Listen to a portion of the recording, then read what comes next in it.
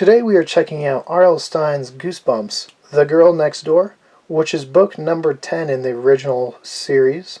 So yeah, let's check out the book itself and then we'll get to my thoughts. Up top you get R.L. Stine, Goosebumps, again in a different color, just to help you differentiate it. Before we get to the artwork, we do see another of the taglines. There's a strange new kid on the block. Again, some more artwork by Tim Jacobus. Some great artwork per usual. Maybe not one that stood out to me as much as like the Werewolf Skin one or Werewolf on Fever Swamp. But it gets across what the story's going for. There's a ghost kid on the block. You can see a pair of ghost legs with a kid opening a door to see that. Below you see the ghost next door and Scholastic. On the side you see Apple Fiction number 10, Goosebumps, R.L. Stine, and Scholastic. On the back you see the artwork, really focusing on that welcome mat, so welcome to the story, right? How come I've never seen you before is kind of the tag there. And again, at the bottom it shows you what book is up next, and that one is The Haunted Mask, and of course the ISBN. We're back to that kind of classic Goosebumps page range of like 120, 126 pages. This one being 124. And as per usual, guys, just the normal writing. The only font change being the actual chapter numbers. But yeah, let's get to my thoughts on the book. So this is one I do remember reading as a kid. So I knew the twist going into this rereading of it. And I was very interested how much that would affect my thoughts or my reading process. Like, would it make it better or worse? We'll get to that towards the end of the review. But I think this one's another really solid Goosebumps book. Inside the original 10, you got some really solid books. We've covered a couple of them. And we'll get the spoiler out of the way right away. The best one we've covered so far. At least to me personally, it's better than The Girl Who Cried Monster, which previously was the best one we've read so far. But this one is just really, really good, I think. And I'll get to more reasons why. But the story follows Hannah, who's home from the summer. We catch up with her right as she's waking up from this nightmare of flames coming closer to her. And she wakes up in a sweat. We've all had those dreams where something bad's happening. You're terrified. You wake up and you're like, whew, just a dream. And so everything to her just going much better. Even like her siblings, her twin siblings who kind of annoy her, she's like, you know what, this is fine. You know, I'm awake, I'm alive, we're good. And she goes outside, she's playing, she wants to get ice cream. She's really sad because some of her friends have gone to a camp, but no one's writing to her. So she just kind of feels lonely because she was the only one not to be able to go. But she does meet a new kid, Danny, who claims to have moved in next door. And of course she's like, the house has been empty for a long time. There's no way. And he's like, yeah, I've lived there for a while. What are you talking about? And she's like, no, I would have remembered. So at first she's like, oh, maybe it's the summer getting to me. Maybe I just didn't pay attention. But as the story goes on, she goes into town. She sees this Danny with two of his, like, quote-unquote friends. Kind of bad influences, we'll say. Messing with the mailman. And to her, Danny looks a little clear, little see-through, little paler than the other ones, and she's like, I wonder if he's a ghost. So that could explain it. So she's writing to her friend Jenny, who's at camp, and she is both sad she's not getting anything back from her. She's a little angry, and she's like bewildered because she's like, there's a ghost. Again, maybe it's a little similar because you see at one point her and her brothers go out, they make like a little campfire, and she tells them ghost stories. It kind of scares them. And so, you know, the tension's building up, and she goes outside finally one day. But it's not only that. Throughout this story so far, you've seen, like, this black shadow figure following her. It's calling her name. It's freaking her out. At one point, Danny, like, saves her. He doesn't see it, but he sees her, helps her back up, and she's just getting really terrified. At points, she starts freaking out even in her room when things are hung up. There's a dark shadow. She thinks it's that thing, which as a kid, I think we can all relate to at some point thinking there was something in your room and it turned out like clothes or a towel or something, and you're like, oh, just my mind playing tricks. But man, this thing is following her. She doesn't know why. So we're getting all this tension like building. She sees Danny and those two older boys steal an ice cream cone, so she knows the boys are trouble, but she sees that Danny is like not really on board. He's just kind of going along with it. And she confronts him, she's asking questions. They're in the same school, but they've never seen each other. She's like, how could that be? And one day they're playing outside. She's a good athlete, but she keeps tripping. Danny falls down. She goes to help him up, and the hand goes right through her hand, and she freaks out.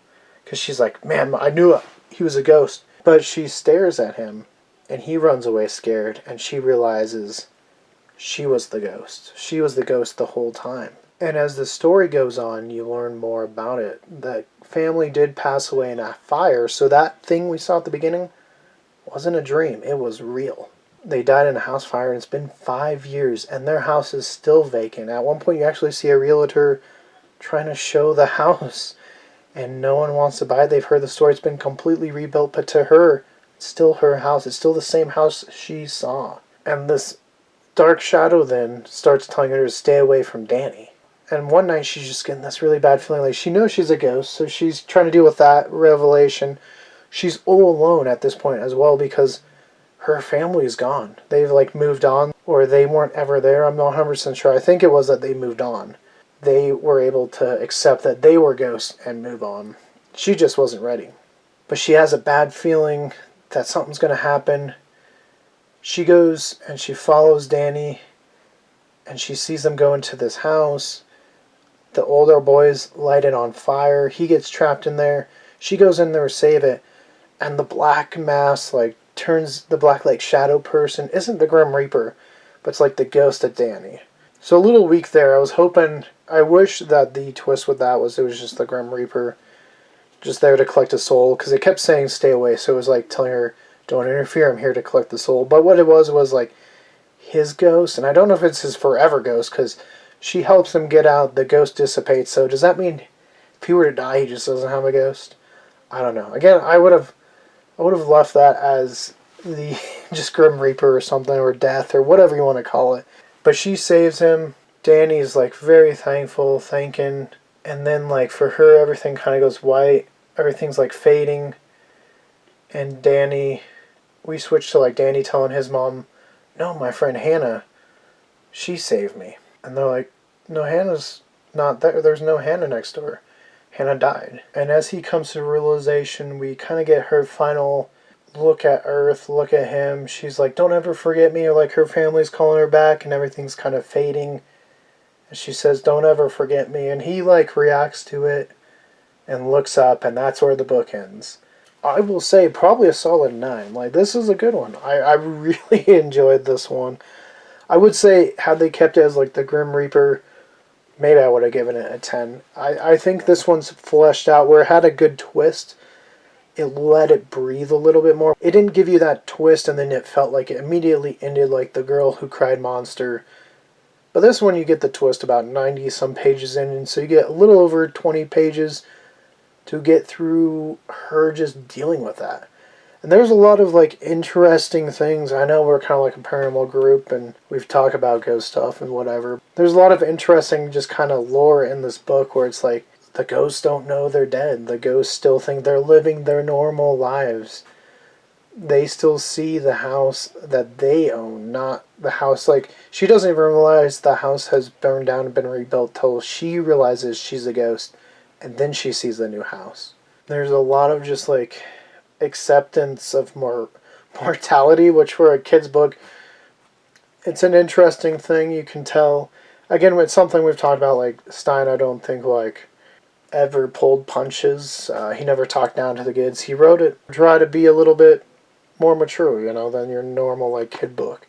But there's the acceptance, and she feels alone, and especially once her family moves on, she's all by herself, and the only other person who can see her is Danny, who's afraid of her at this point.